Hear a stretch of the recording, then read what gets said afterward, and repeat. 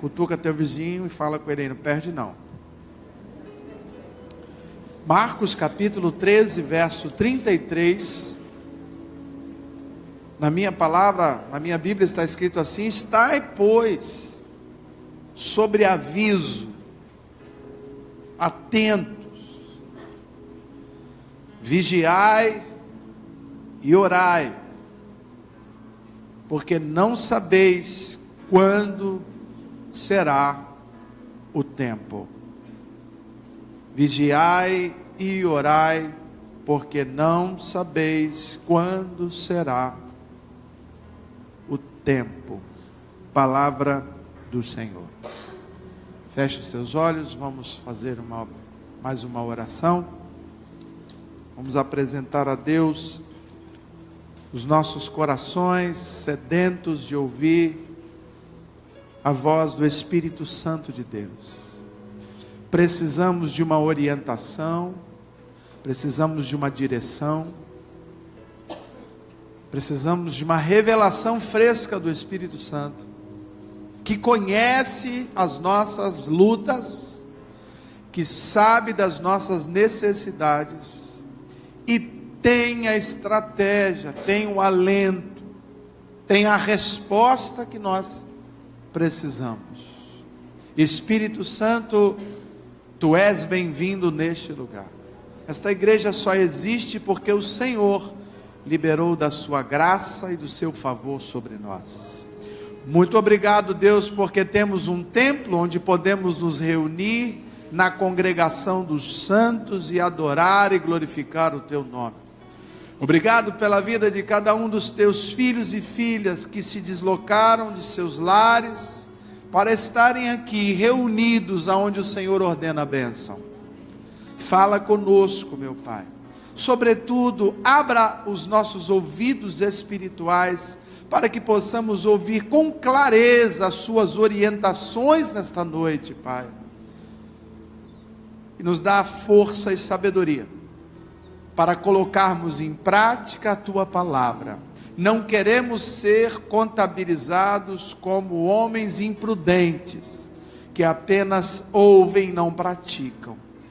Nossa casa, meu Pai, ainda que seja atacada, ela vai permanecer firme, porque está firmada no rochedo que é a tua palavra. Ajuda-nos, Deus, a mantermos o foco e a nossa atenção nos céus, de onde vem o nosso socorro. Retira do nosso coração tudo aquilo que possa vir a impedir o agir do teu Espírito. Nós te autorizamos agora, Senhor, a entrar com providência nas áreas de nossas vidas que precisam ser transformadas. Nós abrimos o leque, nós abrimos a porta, nós levantamos as portas para que entre o Rei da Glória e fale poderosamente aos nossos corações. Enquanto estamos aqui, sendo ministrados pelo Senhor, guarda as crianças, guarda aqueles que estão trabalhando nos bastidores desse culto em plena quinta-feira, para que o seu nome seja ainda mais exaltado. Assim, Deus, nós oramos com gratidão, e oramos no nome santo de Jesus, e quem crê diga amém. Amém. Amém. Glória a Deus. No dia 7 de dezembro de 1941, se não me falha a memória,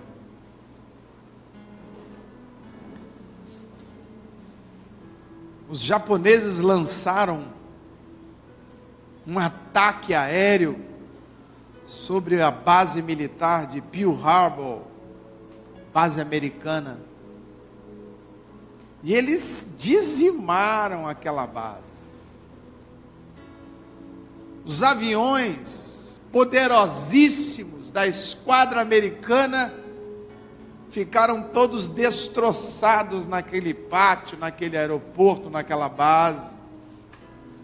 Até mesmo grandes navios, porta-aviões que estavam ali ancorados no porto de Pearl Harbor, foi tudo dizimado. Não deu tempo para botar nenhum avião no alto. não deu tempo de preparar as munições antiaéreas, não deu tempo. Foi um ataque terrível. Na verdade, o exército americano, a marinha aeronáutica americana, o poder bélico americano era 100 vezes maior do que o poder japonês. Mas eles não esperavam que o Japão tivesse a coragem, a ousadia de empreender um ataque sobre os americanos. Os americanos eram imbatíveis. Mas os japoneses usaram um elemento surpresa. É evidente que isso desembocou depois no lançamento da bomba atômica. Mas eu quero que você pense nesse momento em que um grupo de japoneses estão ali, com alguns aviões já ultrapassados, se comparado aos caças americanos, e aqueles aviões ali, jogando bombinhas de pequeno poder destrutivo, mas acertando aqueles aviões ali, aquele monte de avião caríssimo americano, tudo pegando fogo. E eles comemorando a vitória, porque conseguiram pegar de surpresa a esquadra americana. O texto que nós lemos, ele vai tratar dessa questão do vigiar, do estar vigilante, estar atento, estar em alerta, estar na expectativa de que algo pode acontecer, estar acordado. Nesse texto em particular, o registro é sobre a volta de Cristo. Quando virá o reino do Senhor? Quando o Senhor retornará como juiz? E a resposta é essa: olha, os anjos não sabem, o Filho de Deus não sabe, só quem sabe é o Pai. E aí ele complementa no verso que nós lemos, no verso que diz: estai, pois, atento, vigiai, porque você não sabe a hora que vai acontecer algo importante na sua vida. O apóstolo Pedro, ele vai falar também lá no capítulo 5, no verso 8, a respeito do ataque, não da volta de Cristo, mas do ataque do diabo. Ele diz a mesma coisa: estai, pois, atentos, vigiai e orai, porque o diabo, vosso inimigo, anda ao derredor, ele busca uma brecha, ele busca o espaço, ele busca o time, ele busca a brecha, ele sabe o momento da sua distração. Então vigia e ora, não afrouxa, não deixe a torre de vigília vazia, não deixe que os arautos estejam por sobre os muros da sua casa, não deixe que as sentinelas durmam. Fique atento, povo de Deus, porque o inimigo, ele ataca exatamente quando não estamos esperando. Nós sempre achamos que quando estamos enfrentando uma situação difícil, é porque estamos vendo o agir do diabo, mas o diabo prefere atacar quando não estamos esperando, quando estamos distraídos, quando estamos alegres, quando estamos festejando. Por conta disso, o próprio Cristo, certa feita, disse que preferia estar num velório, num momento fúnebre, do que estar numa festa, porque no momento fúnebre, todas as atenções estão para o divino, para o sacro, para o sagrado, para o eterno, para Deus. E quando estamos na festa, a última coisa que nos lembramos é da morte.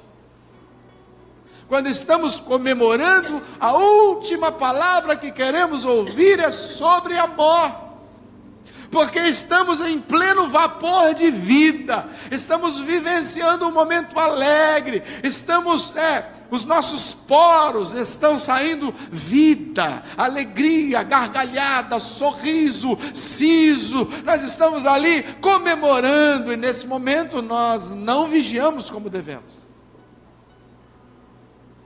O vigiar não está vinculado a uma circunstância em especial.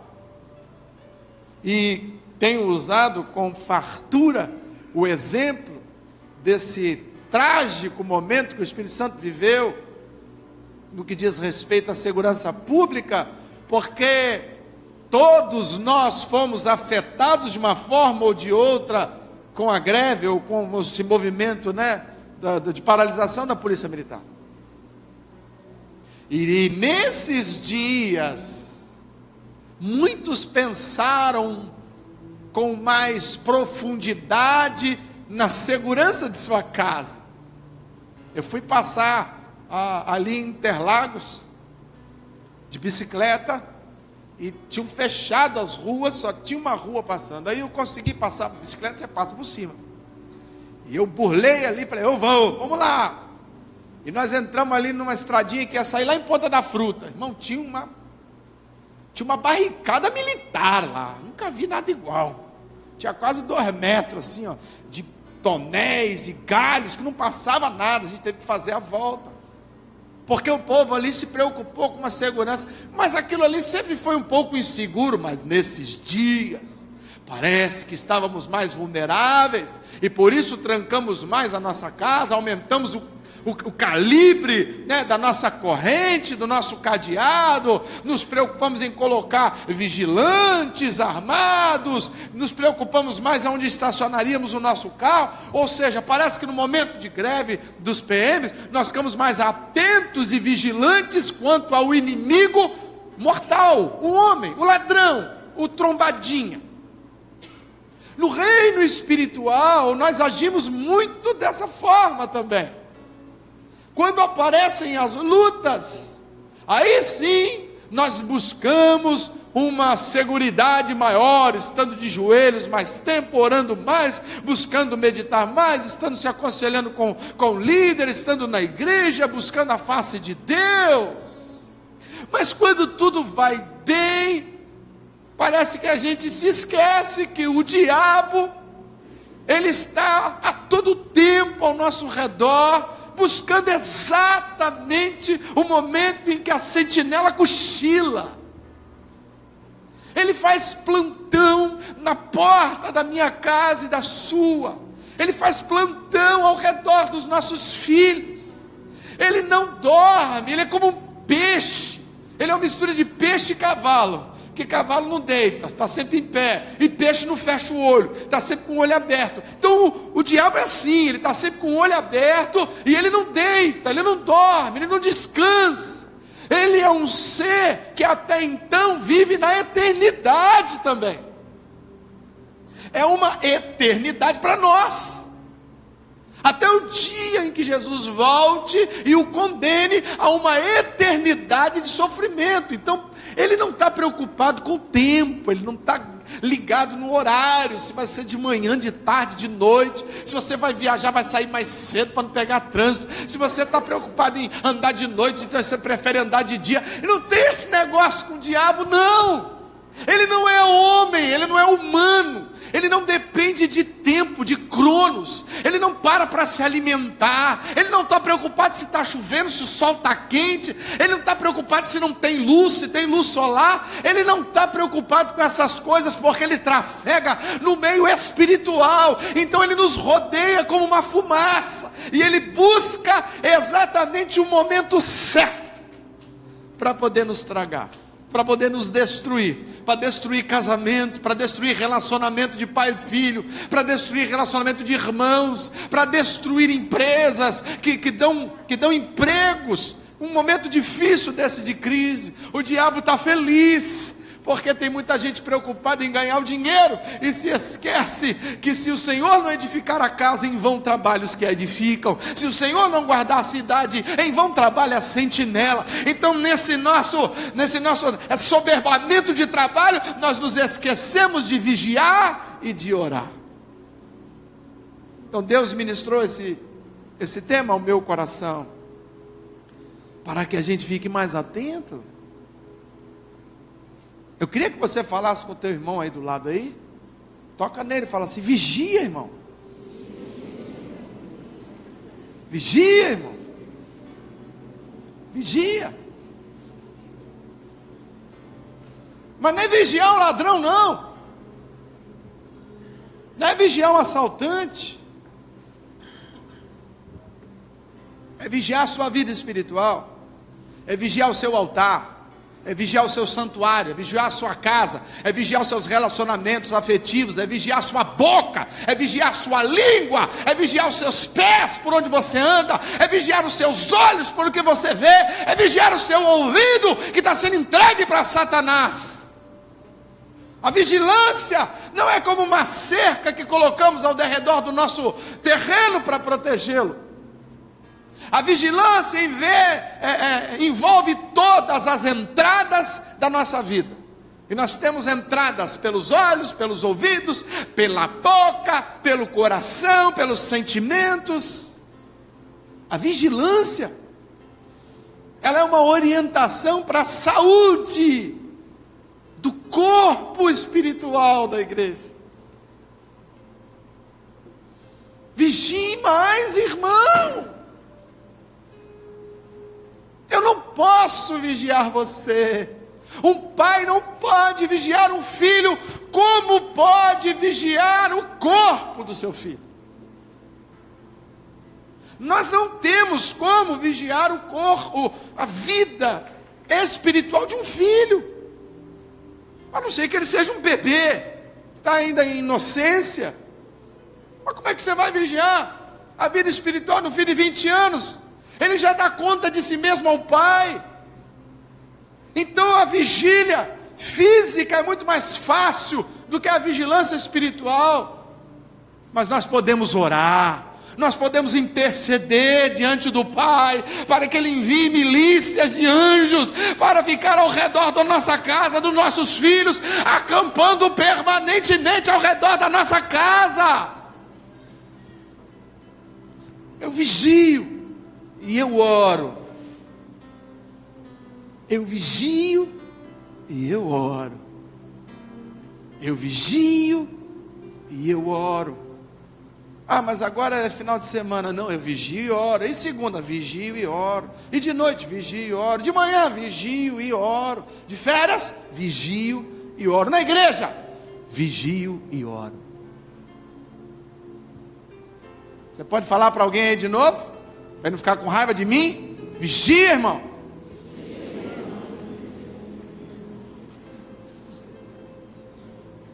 Para ilustrar essa batalha espiritual, eu quero usar um texto de um momento importante na história do rei Davi. Queria então que você migrasse para segundo livro do profeta Samuel, capítulo 5.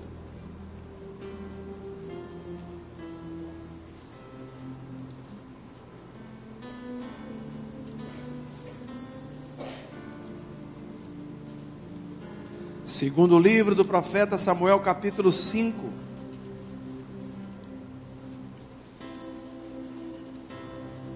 Quero usar a minha versão. Ouvindo, pois, os filisteus que Davi fora ungido rei sobre Israel, subiram todos para prender Davi. Mas ouvindo Davi, desceu a fortaleza. Vieram os filisteus e se estenderam pelo vale dos Refaíns. Davi consultou o Senhor, dizendo: subirei contra os filisteus? O Senhor me entregará nas mãos? Respondeu o Senhor: sobe, porque certamente já entreguei os filisteus nas tuas mãos. Então veio Davi a Baal Perazim e os derrotou ali. E disse: rompeu o Senhor nas fileiras inimigas diante de mim, como quem rompe águas. Verso 21. Os filisteus deixaram lá os seus ídolos, e Davi e os seus homens os levaram. Mas os filisteus tornaram a subir, e novamente se estenderam pelo vale dos Refaíns. Verso 23. Tornou a consultar o Senhor, e este lhe respondeu: não subirás. Rodeia por detrás deles e ataca-os por defronte das amoreiras. E há de ser que, ouvindo tu o estrondo de marcha pelas copas das amoreiras, então te apressarás. É o Senhor que sai adiante de ti. Ele ferirá o arraial dos filisteus. Fez então Davi tudo como o Senhor lhe ordenara, e feriu os filisteus, desde Geba até chegar em Gerar. Olhe para mim, por favor. Davi tinha sido ungido rei pela primeira vez, nas mãos do próprio profeta que dá nome ao livro, com 15, 16 anos, diante dos seus irmãos, do seu pai, sua família. Ele recebe o óleo do chifre sobre a sua cabeça, e Samuel declara: eis que lhe faço o rei de Israel. Mas nem sempre a unção que nós recebemos de Deus nos leva para o trono. Às vezes nos leva de volta ao aprisco. Passado algum tempo, Davi se apresenta no campo de batalha, a pedido de seu pai, levando alimento aos seus irmãos que eram guerreiros. Ele era apenas um pastorzinho de ovelhas. E lá conhecemos a história. Davi ouve falar do prêmio que o rei daria àquele que derrubasse o gigante. Ele se interpõe entre o exército e o gigante, ele enfrenta o gigante, e ele consegue matar o gigante. Ele recebe imediatamente a filha de Saul como esposa, Mical. Sua família fica isenta de impostos e tributos, e ele ainda ganha uma boa bolada com isso. Mas antes de entregar o prêmio, o rei Saul lhe faz um outro desafio. Ele diz: não, agora se você quiser o prêmio, você tem que me trazer a cabeça de 100 filisteus. E Davi então, franzino, pequenino, poderia ter sido julgado por ter vencido o gigante por sorte, porque jogou uma pedra, o gigante caiu, ele matou. Alguém poderia ter dito: esse cara é sorte de principiante. Davi falou: então deixa comigo. Ele monta num cavalo emprestado e vai lá no terreno dos filisteus, e não traz 100 cabeças, traz 200. E quando ele entra na cidade com 200 cabeças de filisteus, a população local começa a ovacionar Davi. E eles diziam: Saul é bom, mas Davi é bem melhor. Saul matou um bocado, mas Davi matou muito mais. O coração de Saul fica endemoniado, e a partir daquele momento ele empreende um ataque feroz à vida de Davi. Ele tenta matar Davi de várias formas, jogando dardo, armando uma arapuca, colocando um pelotão para cima de Davi. Davi já é um homem ungido para ser rei, e essa unção não levou Davi ainda para o reinado. Agora leva Davi para ser um fugitivo nas cordilheiras das cavernas de Adulão. Às vezes a gente pensa que depois de um dia maravilhoso, de uma unção de Deus, vamos para os palácios, e Deus nos manda para a caverna, porque Deus sabe do que precisamos e não do que queremos. Ele sabe de onde está faltando ainda o tutano espiritual para assumirmos posições maiores. Então ele leva Davi para dentro da caverna de Adulão. Lá ele encontra homens pervertidos, se torna líder deles, e eles passam a ser o exército particular de Davi. Davi mais uma vez é ungido agora em Judá, a líder daquela porção de Israel que estava dividida, desde os tempos dos filhos de Salomão, desde os tempos anteriores.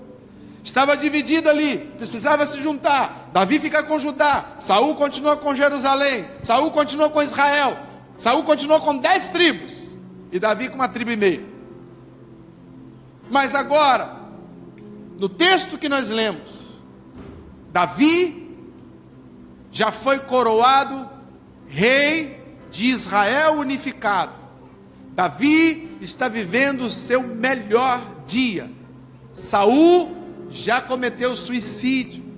Os filhos e os herdeiros de Saul já foram mortos, e o único que ainda sobrou está disperso numa cidade chamada Lodebar. Mefibosete, o menino aleijado dos pés. Não há nenhum ataque preeminente. Ele está vivendo um dia de festa, de comemoração. Ele está alegre porque Deus cumpriu o propósito. Ele é o rei de Israel, das 12 tribos. Ele foi o único que conseguiu unificar as 12 tribos desde os tempos de José. E quando ele está muito alegre, está festejando, ainda sente o cheiro e o gosto do óleo ungido que descia sobre o seu rosto, ali diante de sua esposa, de seus ascetas, dos seus amigos, da sua família, num momento festivo. Diz o texto que lemos, que os inimigos de Israel ouviram a respeito desta unção. O texto que lemos diz: ouvindo, pois, os filisteus que Davi fora ungido. Esta terceira unção de Davi vai marcar a sua história, mas também vai arregimentar e levantar um povo que vai persegui-lo até o fim de sua vida. Porque quando Deus unge, unge para uma batalha, não é para ficar em casa numa rede tomando água de coco. A unção de Deus tem um propósito, uma missão. Ninguém é chamado a batalhar para ficar sentado. Deus te chamou para uma grande batalha, e quando Ele te capacitou e te ungiu, naturalmente tocou um sino no inferno, e Satanás levantou um pelotão especializado para tentar parar você, para destruir você, para impedir que você seja uma bênção na mão de Deus, para impedir que você seja um homem, uma mulher, obreiro na casa do Senhor, que faça a vontade de Deus prosperar. O diabo sabe que a igreja saqueia o inferno, então ele levanta um pelotão de choque para nos destruir. Por isso a palavra de Deus para mim e para você nessa noite é: vigia! Vigia! Estamos em guerra neste momento. Não existe trégua entre inferno e crente. Não existe tempo de paz, não existe acordo bélico, não existe bandeira branca, é batalha o tempo todo. Por isso a Bíblia diz: orai sem cessar. É o tempo todo, é a todo momento, ligado no Espírito, recebendo do alto a orientação, a estratégia do Pai, é ligado com o Espírito Santo, é sabendo o que está acontecendo lá, para que você possa agir aqui. Sua casa, seus filhos, principalmente filhos pequenos, talvez eles não tenham essa ciência, mas nós estamos em batalha nesse momento. E Satanás quer nos destruir. Por isso precisamos estar atentos. Fala para o teu vizinho: fica atento. Não cochila. Não distrai. Não vacila. Vigia.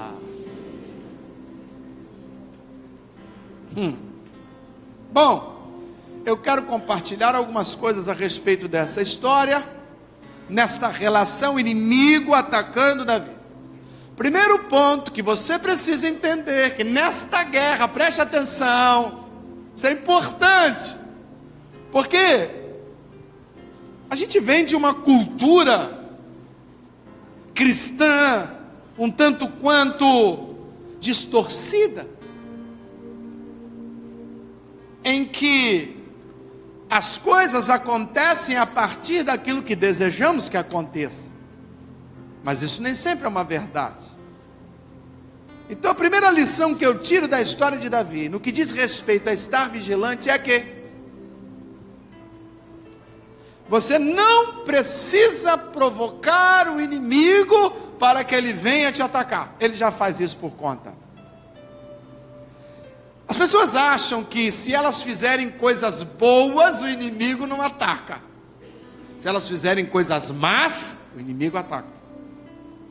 Ou seja, quem domina o inimigo sou eu. Se eu for bonzinho, ele fica quieto.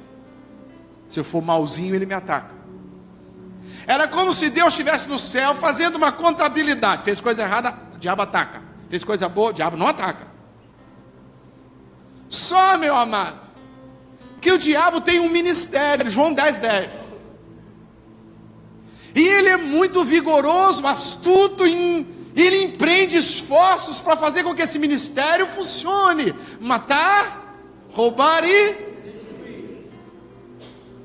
Não tem essa história de que se eu for bonzinho, o diabo não me ataca. Se eu for santo, o diabo não me ataca. Irmão, preste atenção nisso. Não houve ninguém na face dessa terra que pisou essa terra mais santo do que Jesus.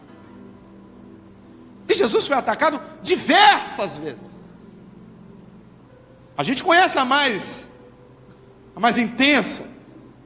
Quando ele é batizado e é levado ao deserto pelo Espírito Santo, e lá é tentado, pelo menos por 3 grandes chantagens de Satanás. Mas ele é tentado também no Getsêmani. Mas ele é tentado também nos momentos de oração. Ele é tentado também.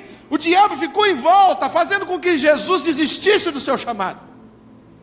Quando Pedro blasfemou, dizendo: tu não vais morrer de jeito nenhum, era Satanás tentando Jesus. Era Satanás usando a boca de um homem que ele amava, para demover de seu coração a sua missão, que ele veio para morrer por nós. Muitas vezes Satanás nos tenta usando pessoas que nós amamos. Nós não podemos achar que a guerra só é deflagrada se a gente mexer com ele, como se fosse aquele adágio popular: não cutuca a onça com vara curta. Então o diabo é a onça, você está com a vara. Não! Se você cutucar com vara curta, vara grande, bambu, se você não cutucar, ele vem.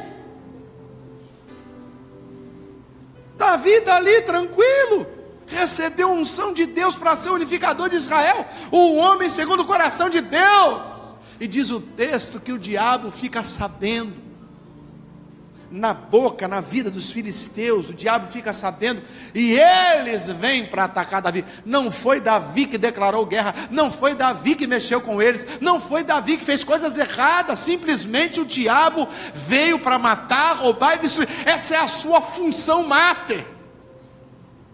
Para de achar que quem está sendo muito atacado é porque é muito perversinho, e quem está sendo pouco atacado que é bonzinho. Isso não funciona dessa forma. Não existe essa relação, querido. O sol nasce para o ímpio e nasce para o justo. O nosso Deus, Ele sabe dessas coisas. Por isso Ele disse: vai vir sobre vocês, virá sobre vocês também as aflições, os ataques. Mas tem de bom ânimo, eu venci o ataque dele, vocês vão vencer também. Então, para de achar que porque está tudo bem eu não preciso vigiar. Poxa, pastor, essa semana foi muito bênção. Eu orei, eu jejuei, Deus me usou, recebi a visitação de Deus. Então estou vivendo assim praticamente uma folga gospel.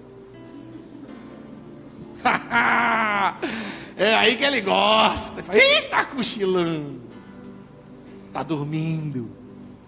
Desperta tu que dormes e resplandece. Desperta, meu irmão. Não existe trégua. O ataque é diário, é toda hora.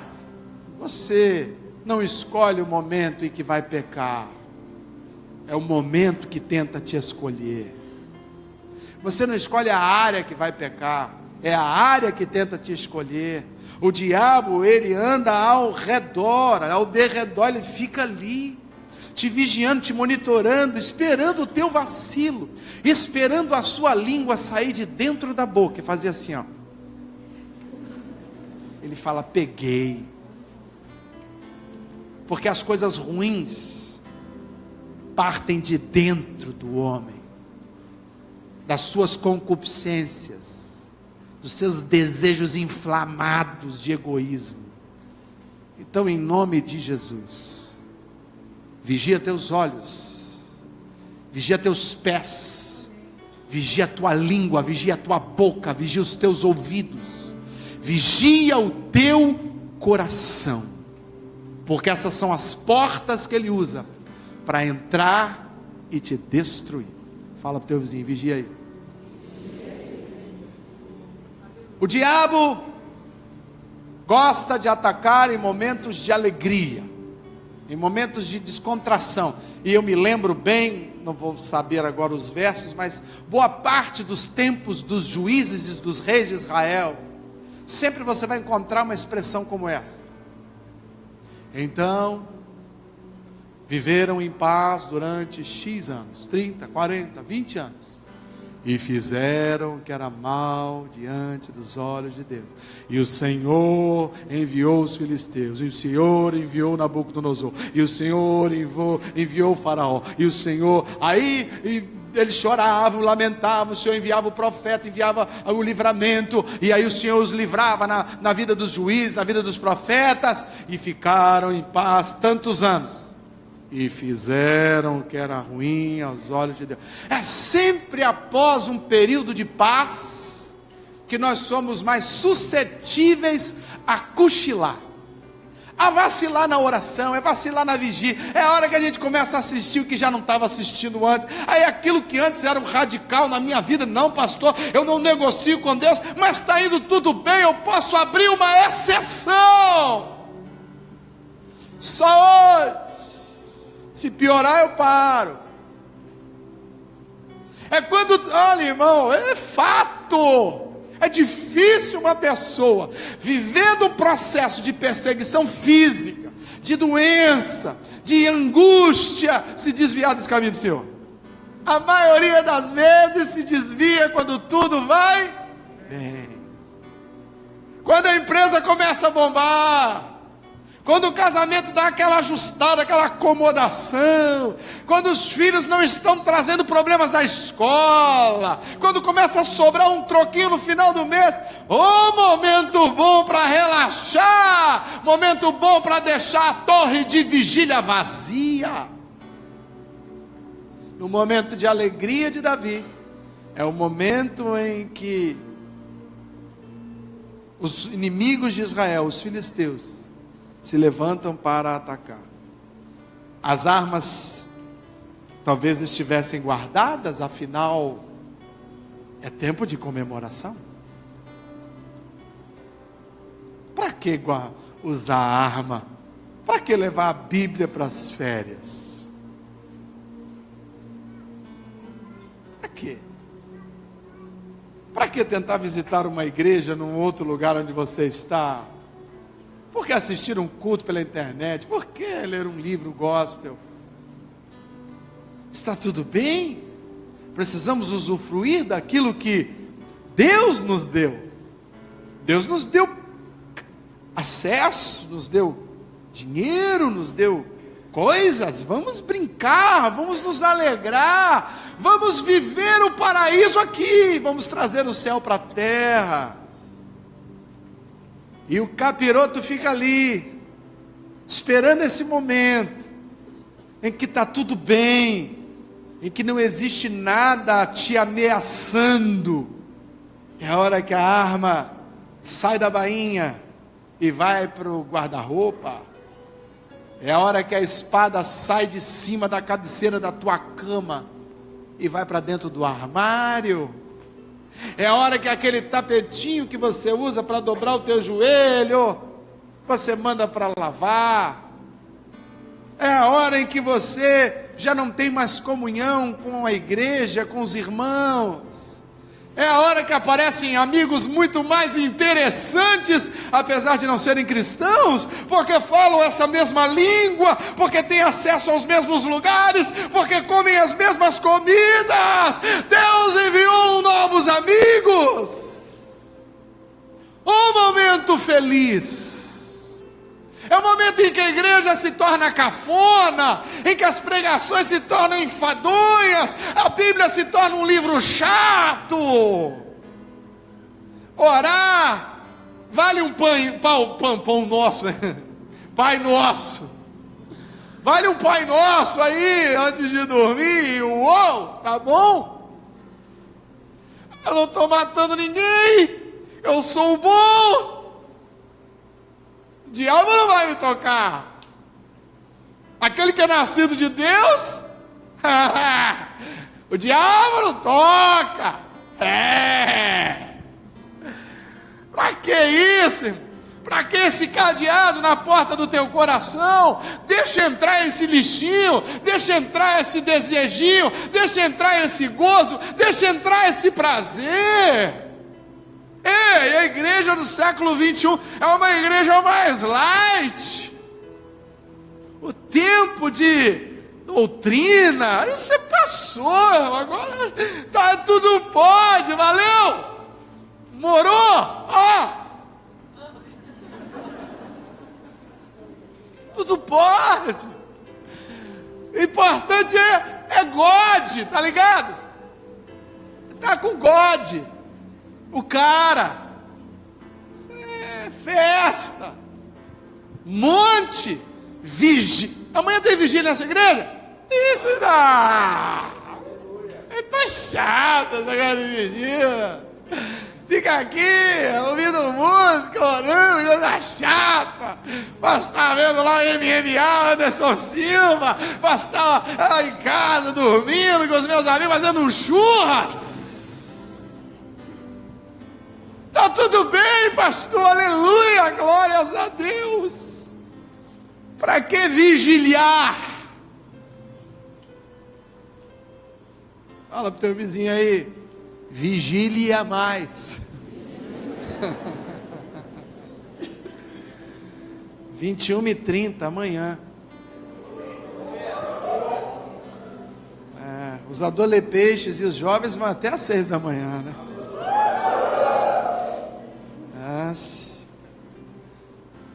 Tem jovem ainda cheirando óleo ungido. Mas não é por conta de que não tomou banho, não. É porque foram ungidos por Deus. Amém, eu também creio. Só faltou o cocoricó. Terceiro ponto, eles atacam com astúcia, estratégia e ímpeto. Astúcia, diz o texto, que eles ouviram. Se ouviram, é porque tinham informantes. Sim ou não?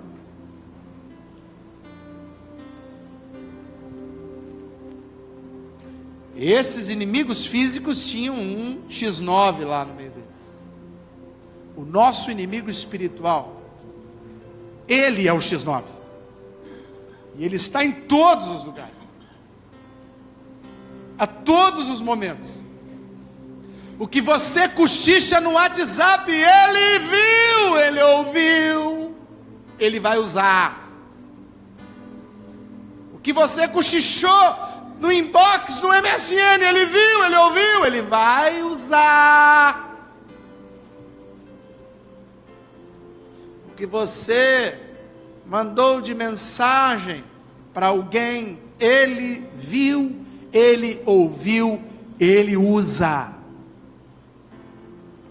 Ele está sempre de ouvidos abertos, de olhos abertos, no sentido figurado, porque ele é espiritual, mas ele sabe.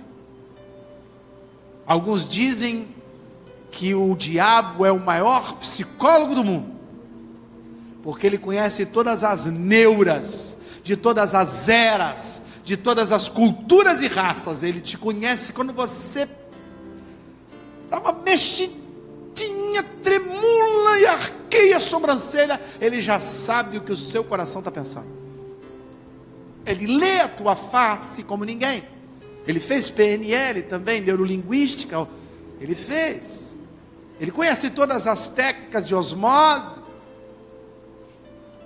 de posicionamento, de catapulta, ele sabe tudo. Ele sabe, ele lê, ele conhece você. E ele usa isso. Ele colocou um vigilante lá na festinha de Davi. Chegaram lá e falaram assim: olha, agora eles estão fazendo festa, é a hora de atacar. eles não estão enfileirados, eles não estão armados, eles não estão no campo treinando, eles não estão, sabe, eles estão despreparados, é a hora de atacar. Então eles atacam com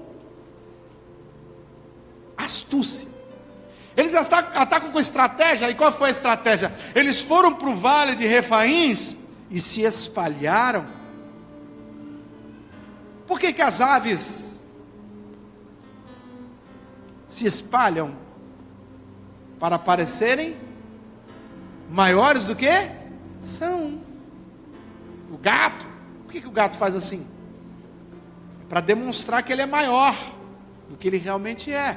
Quando os inimigos se espalham, a visão é muito mais amedrontadora para quem vai enfrentar, sim ou não? Sim ou não? Às vezes a gente vê nesses filmes épicos aí, né? Que o cara está do lado de cá com um exércitozinho dele, aí de repente o cara fala assim, ó, está vindo o exército do outro lado. E aí começa a vir aquela multidão de soldados. Aquilo é para mexer com o psicológico. Então o diabo sempre, ele se mostra maior e mais forte do que ele é. Porque ele quer que você creia que ele tem tanto poder quanto Deus. Ele quer que você creia que ele está disputando par e passo com Deus, que ele está no mesmo ranking de Deus, que ele é do tamanho de Deus, que ele é capaz de destruir como Deus é capaz de ajuntar. Mas isso é uma grande mentira, porque Deus é maior do que tudo e todos. Mas é a estratégia dele.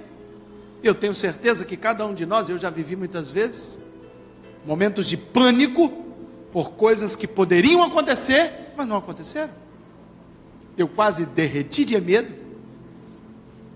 com alguma ameaça. Eu falava, agora eu morri, agora foi tudo para o beleléu, agora eu vou perder tudo, agora vai morrer, agora vai destruir. E às vezes a coisa se resolvia logo após, e você pensa, quase. Por quê que eu pensei tudo isso? É porque o diabo se espalhou em volta do seu terreno. Ele se espalha, ele te envolve, para você pensar que não tem saída. Quando eles se espalharam ao redor do vale de Refaíns, eles estavam botando um cerco sobre Jerusalém. E eu disse que ele ataca também com ímpeto, porque o texto diz que todos os filisteus subiram contra Davi. Não foi uma tropa. O costume na época era enviar uma tropa, uma parte do exército. Mas não. Eles sabiam do momento em que Davi estava vivendo, e para desestabilizar, para prender, para matar Davi, eles vão todos. O texto está falando, e todos os filisteus subiram a Jerusalém para prender Davi. Volto a dizer, meu amado, o inimigo não está brincando de ser diabo. E eu não quero que você saia daqui amedrontado com ele. Eu quero que você saia daqui instruído por aquele a quem devemos temer. Amém? Amém, querido? Amém. Fala teu vizinho mais uma vez aí, ó. Vigia.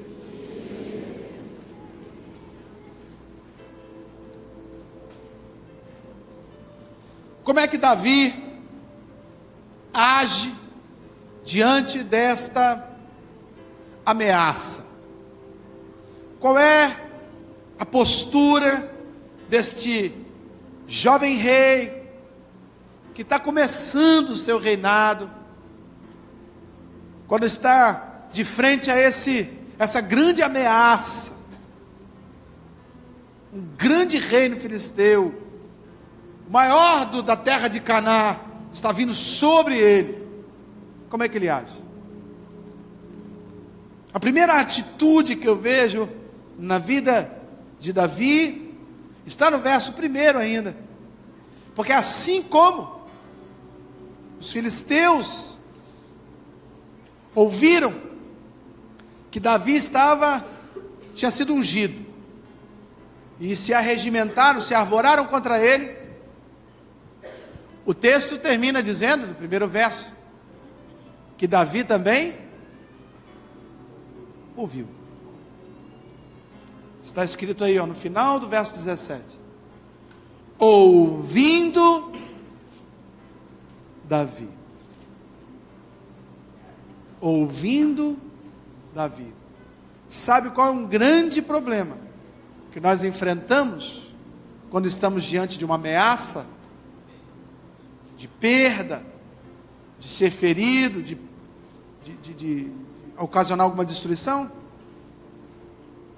Nós não temos paciência para ouvir.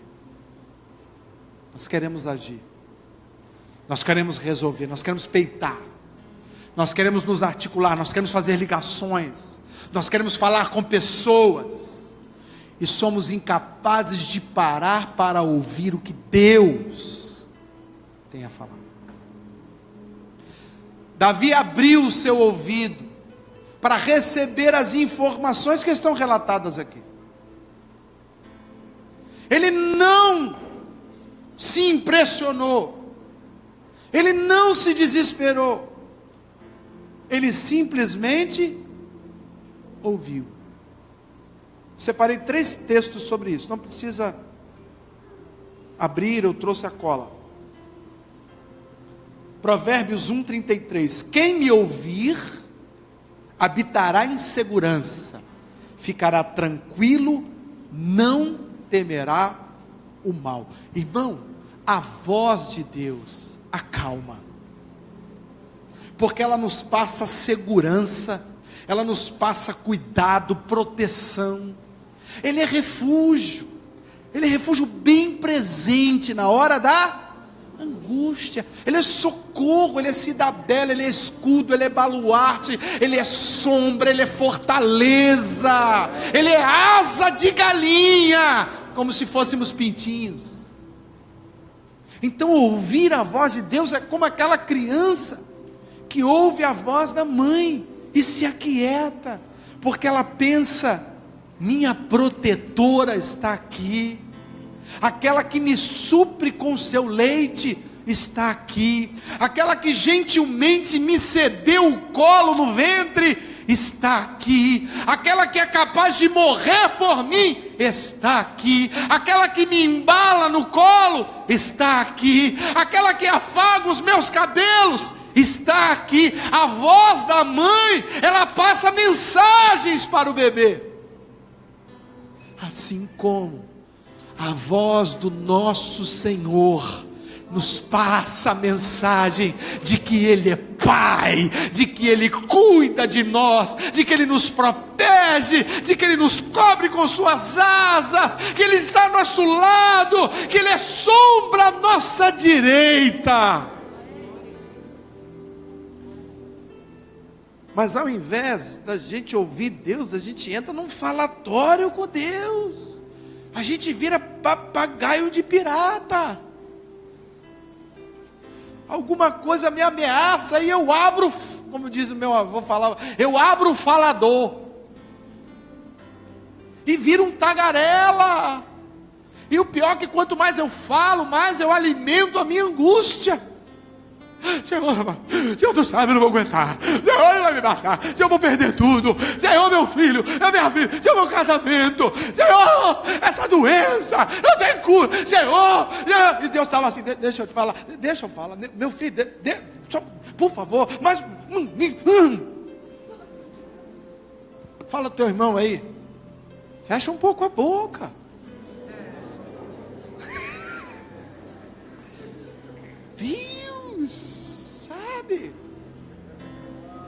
Sabe, ouça Tiago: se pois pronto a ouvir e tardio para falar. Preste atenção a outro texto, Provérbios 7:24. Agora, pois, filho meu, dá ouvidos a mim, esteja atento às palavras da minha boca. Dá ouvidos a mim.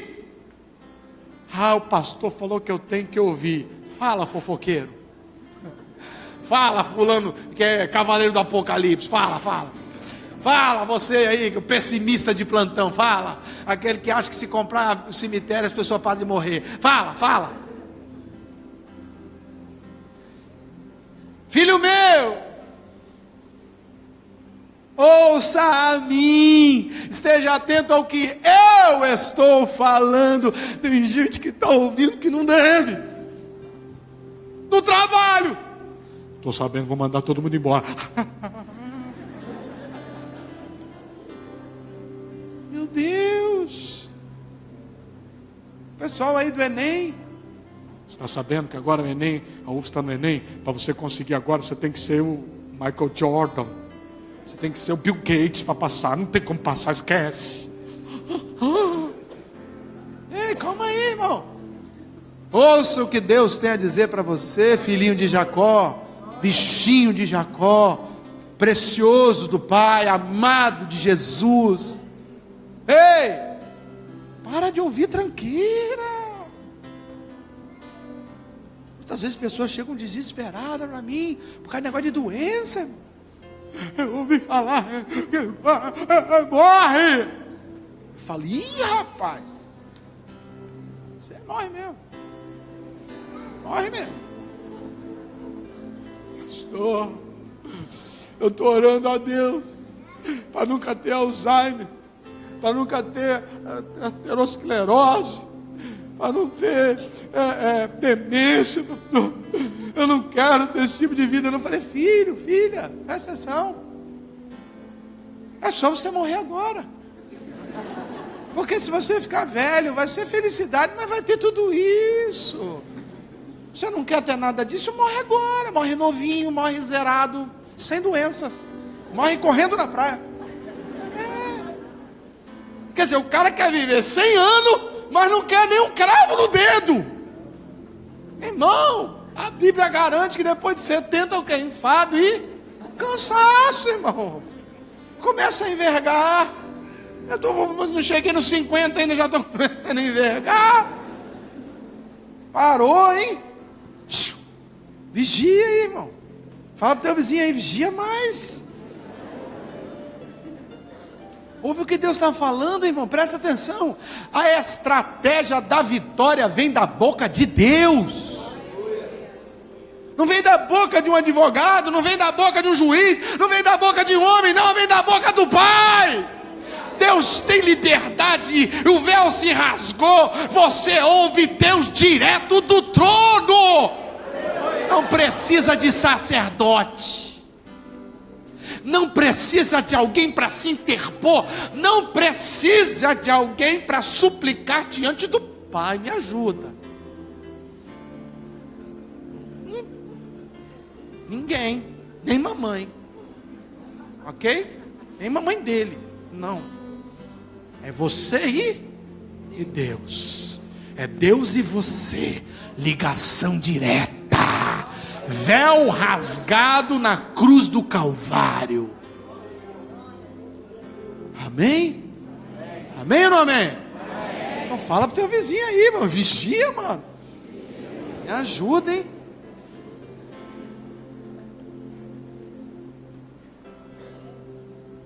O verso 19, coisa linda, linda, linda. Não só o 19, mas também o 23. Coisa maravilhosa, irmão. É você ver um camarada que acabou de assumir o trono. Ele é o todo-poderoso, o maioral dos maiorais. Ele é o líder do reino mais poderoso. Ele é o cara, o trono dele está ali. É dele. Por direito, foi ungido, foi levantado pelo sacerdote, o cara está mandando, e aí é o seguinte, tem um povo aí querendo atacar a gente. O que a gente faz, general? O que a gente faz, rei? Ele me dá a toalhinha aí, ó, o éfodo, me dá a toalhinha. O que você vai fazer? Eu vou ali atrás fazer uma oração, para ver o que Deus quer que eu faça. Mas eu estou aqui com Joabe, Joás, uma turma boa aqui. Tem os conselheiros dos reis, os príncipes das 12 tribos, homens viris de guerra. Tem os 300 valentes de Davi. Tem uma turma boa aqui. Vamos fazer um conselho para saber como agir. Aí, esse homem, segundo o coração de Deus, dobra o seu joelho e diz: quem manda aqui é Ele. Glória a Deus.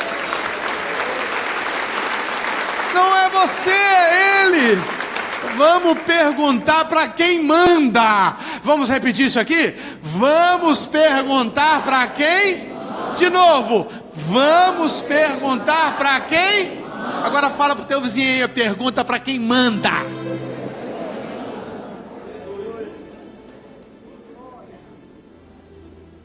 Duas vezes, cara. Coisa linda.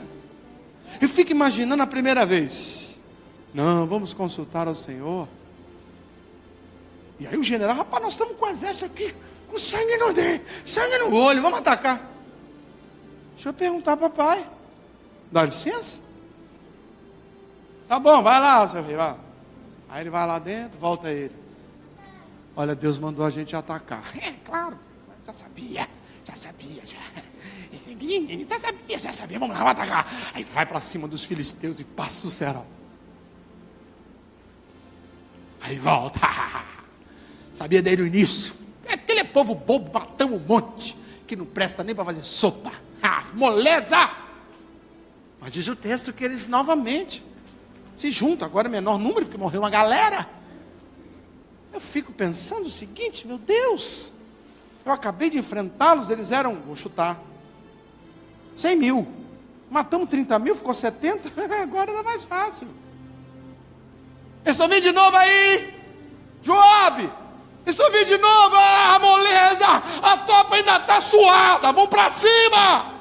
Davi, peraí, deixa eu perguntar para aquele que manda.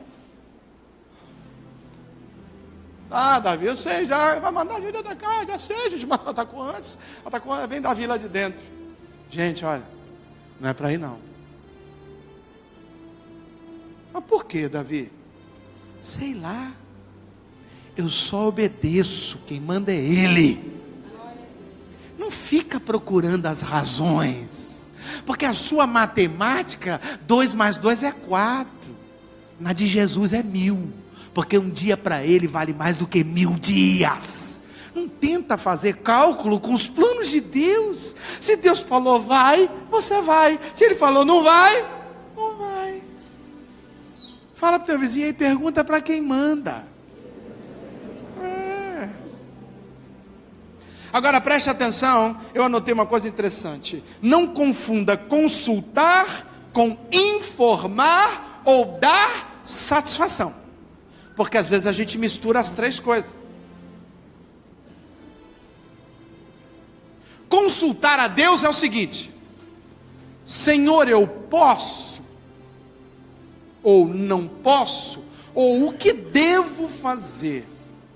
Eu tenho a minha opção, mas eu quero saber o que o Senhor quer que eu faça. Isso é consultar.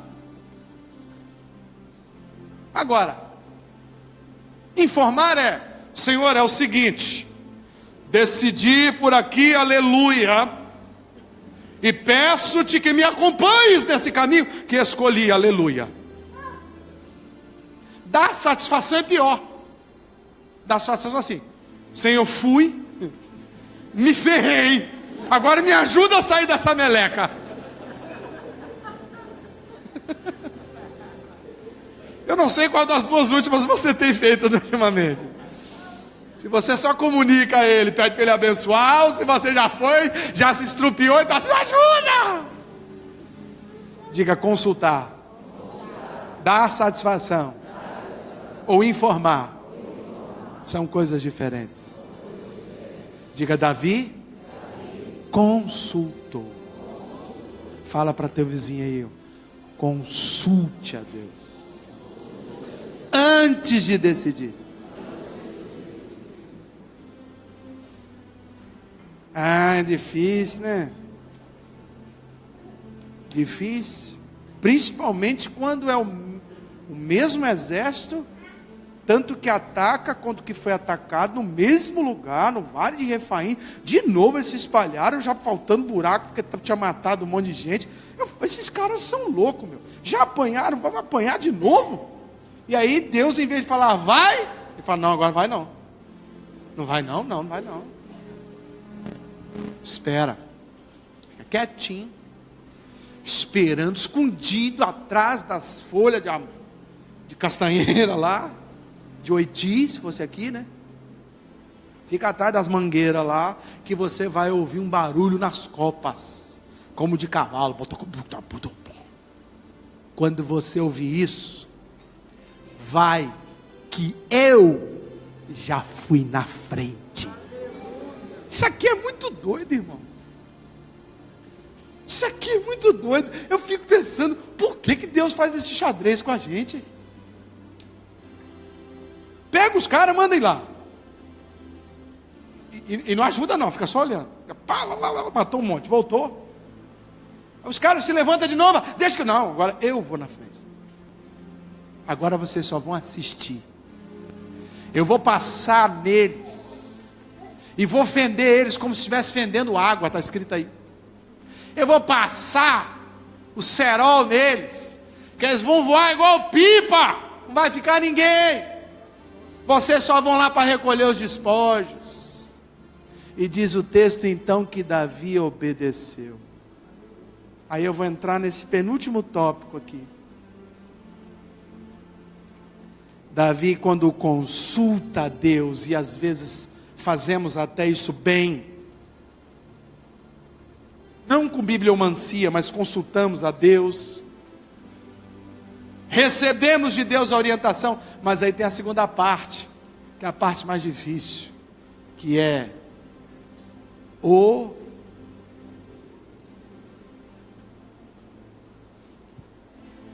Deus falou vai, ele foi. Deus falou não vai, ele não foi. Eu não estou falando de um profeta, eu não estou falando de um homem comum. Eu estou falando de um rei que se submete a um Deus em espírito. E às vezes a gente, com 1/100º do poder de Davi, a gente já coloca em xeque a orientação de Deus. Não, acho que Deus não sabe. Deus não sabe o que eu sinto. Deus não sabe a minha capacidade. Deus deu uma vacilada aí, porque Deus usou o irmão ali para falar comigo que é para não ir, mas não, eu estou ligado no mistério, eu estou aqui, estou vendo outras razões, e eu vou. Ei, se você não está disposto a obedecer, nem peça, nem consulte a Deus, você só vai gastar tempo. Quem consulta está disposto a ser obediente. Não adianta um filho que pede ao pai, pai, eu posso sair? O pai diz não e ele vai. Adiantou alguma coisa? Era melhor nem ter perguntado nada. O pai fica com mais raiva, sim ou não? Sim ou não? Seu filho saiu, foi brincar lá com os amiguinhos sem falar nada com você. Tu vai atrás dele e fala, meu filho, se fizer, você vai tomar um couro, você não pode fazer isso, é perigoso, e pai bola e chiclete. Mas se ele apresenta-se a você, fala, mamãe, eu quero lá brincar com os meus amiguinhos, e ele coloca os argumentos dele, você coloca o seu e você diz, filho, é não, ouviu? Não, ok, e ele vai. Quando você pegar ele, você só vai falar com ele? Vai não, vai rolar um fight. Vai rolar. Já vai aprendendo aí, Renan, Lalinha. Vai rolar uma varinha de goiaba. Vai rolar. Papai falou o quê? O papai falou não. E por que você fez? Sabe comer, né? Sei. Vem cá. 3. A lágrima desce e o amor aparece. Geralmente eles fazem assim depois, ó. Isso é coisa linda, irmão. Isso é bíblico. A estutícia nasce com a criança, mas a vara da correção livrará sua alma do inferno. A criança nasce para ir para o inferno, presta atenção. Não, é isso mesmo, carimbinho, inferno, inferno, inferno. Bonitinho, mas vai para o inferno. Vai bilu-bilu, vai para o inferno. Sim. Se não for pela... Se não se converter, irmão, se chegar à fase adulta e não se converter, o passaporte já está com visto, há muito tempo. Mas o pai e a mãe, que como Deus amam, com muito amor, também açoitam. E por conta disso ensinam no caminho que deve andar. É evidente que cada criança é uma criança. Tem criança que só faz cara feia para ela, chora o dia inteiro. Mas tem criança que você pode pendurar no pau de arara. Aí ela está assim, não choro, não choro, não choro, não choro. Não é não? Tem umas crianças que eu vou falar um negócio para você, bicho. Você fazer ela chorar, mas só com a vara de amora. Mas, cada caso é um caso, né? As estratégias podem mudar. O tempo pode mudar, a situação pode mudar, mas Deus tem controle sobre todas as mudanças. Então às vezes você não está vendo, eu não sei o que Deus viu no exército filisteu, que fez ele mudar o seu conselho, dado há poucas horas antes. Ele viu alguma coisa, não está relatado, mas certamente ele não está num processo de exibicionismo. Ele viu algo. Não sei se os caras ficaram mordidos e estavam com mais raiva ainda, e o povo de Davi, porque ganhou, estava meio frouxo. Eu não sei o que ele viu. Uma coisa é certa: ele mudou a estratégia numa mesma situação aos olhos humanos. Aqui vai uma dica para você também, meu irmão. Não é porque você já fez isso uma vez e funcionou, que você não deve consultar a Deus. Porque o grande pescador do lago da Galileia não consultou a Deus e foi pescar por conta própria, voltou com sua rede vazia. O que envia peixe para a rede do crente é a autorização do Criador dos peixes. Se ele disse não, é não, mas eu não entendo por que, pastor, nem eu, e eu não estou aqui como primeira opção entender. Primeira opção é obedecer. Se eu entender, bem, se eu não entender, amém. Agora, se não quer obedecer, não precisa nem consultar. Vai lá e faz. E faz como eu falei, né? Depois levanta a mão e pede ajuda. Porque é isso que muitos estão fazendo. Estamos num tempo de crise, né? Sobretudo uma crise moral, política e, por consequência, infelizmente, uma crise financeira. Por conta disso, os lobos estão soltos em todas as esferas, incluindo a igreja. Mas se você não está com uma ligação direta com Deus, para consultar ao Pai, receber dele a orientação, você se torna uma presa fácil para o seu querer, ou para as influências externas. O que os outros fazem, o que os outros falam, o que a maioria pensa, o que a maioria faz. Nós não agimos pela maioria, nem pela minoria. Nós não andamos pelas circunstâncias externas. O meu justo caminhará e viverá pela fé. E fé é a certeza dada por Deus, é a orientação dada por Deus, de alguma coisa que eu não vejo e que às vezes nem acredito, mas obedeço pela fé. Você está me entendendo? Diga amém. Então fala para o teu vizinho aí, vigia mais. E eu vou encerrar lendo capítulo 6 de 2 Samuel, né? Verso 1 e 2.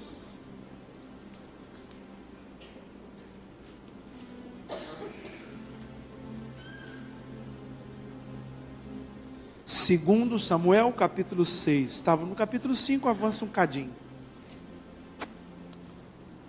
Fantástico esse momento aqui na vida de Davi. Ele tinha ido lá e destruiu os caras, 2 vezes destronou os filisteus. Aí ele volta para a sua fortaleza. O verso 1 diz: tornou Davi a juntar todos os escolhidos de Israel, em número de 30.000. Dispôs, e com todo o povo que tinha consigo, ou seja, 30.000, partiu para Abalá de Judá, para levarem de lá para cima, no mapa, né, indo para o norte, a arca de Deus, sobre a qual se invoca o nome do Senhor dos exércitos. Olhe para mim, por favor.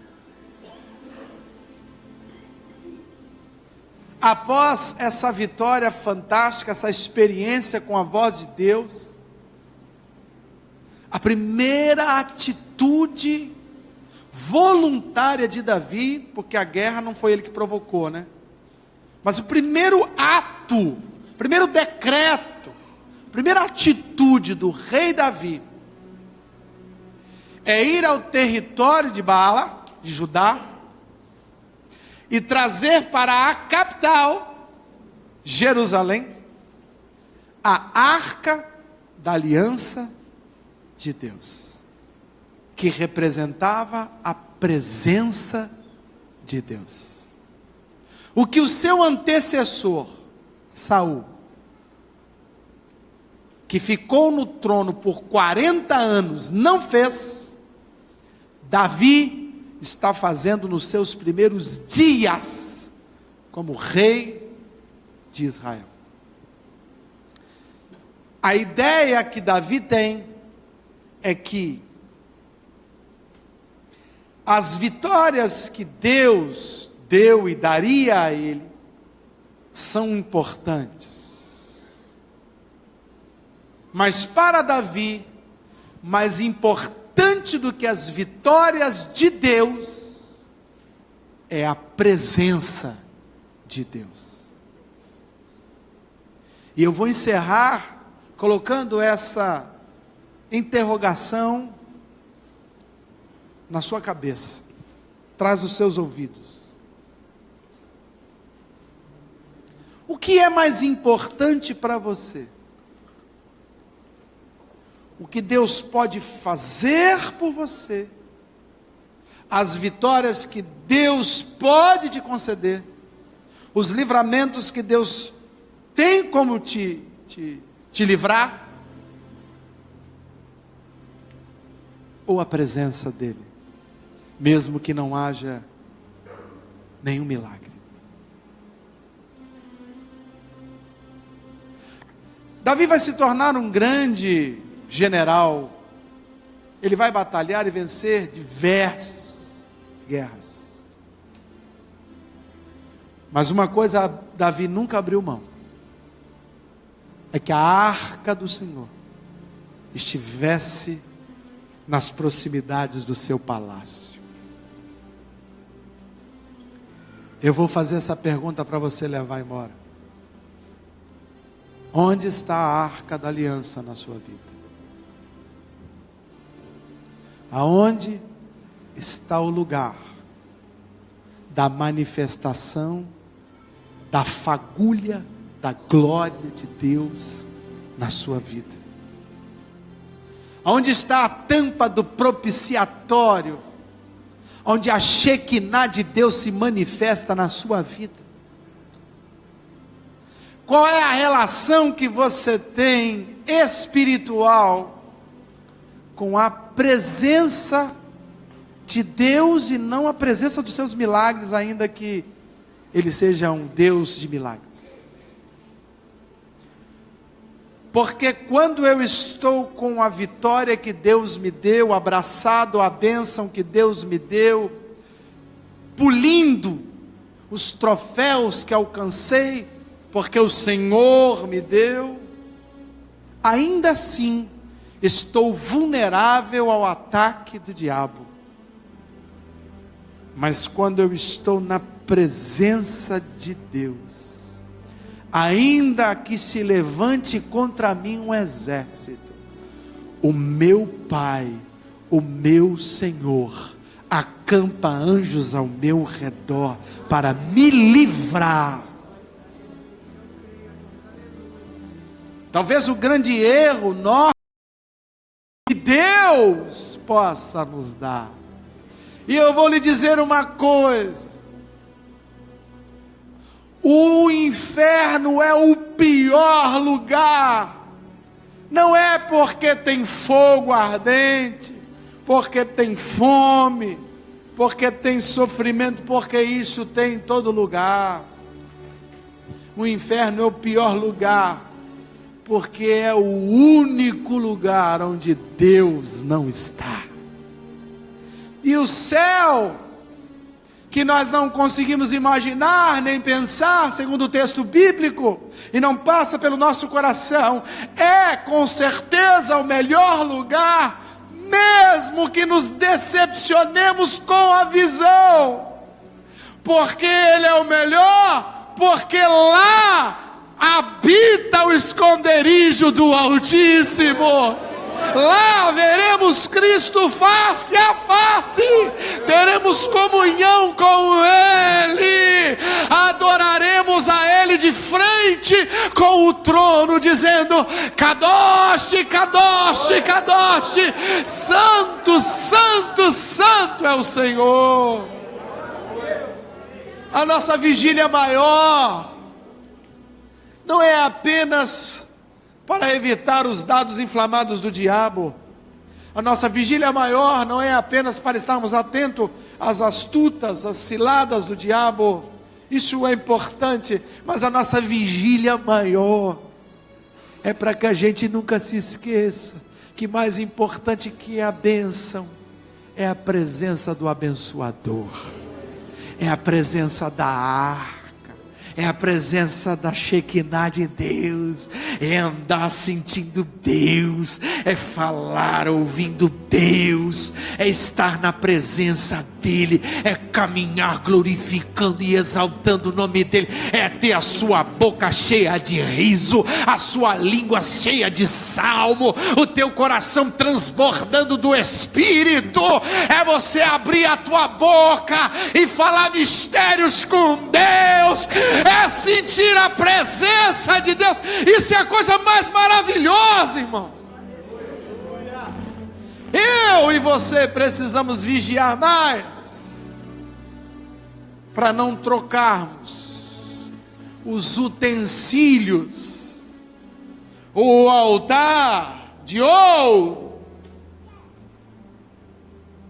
pela presença de Deus. Porque quem santifica o ouro é a presença de Deus. Não é o ouro que santifica o altar. É o altar que santifica o ouro. Não é o que você tem, querido, que me diz que você é abençoado. É o que você faz com o que você tem que me diz se você é abençoado.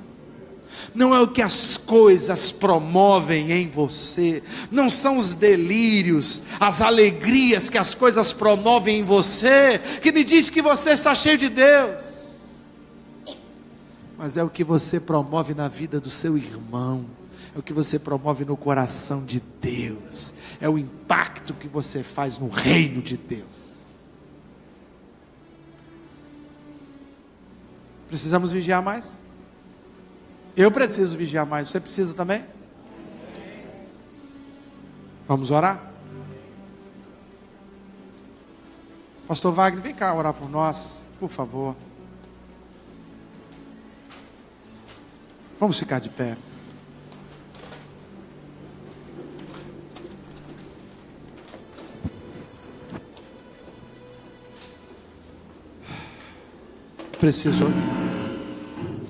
Precisamos orar mais.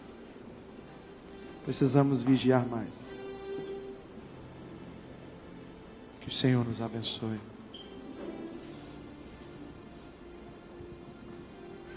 Vamos agradecer a Deus. Senhor, nós te exaltamos, glorificamos o Teu nome. Obrigado por estar neste lugar. Obrigado por inundar os nossos corações com a Sua graça, com o Seu poder.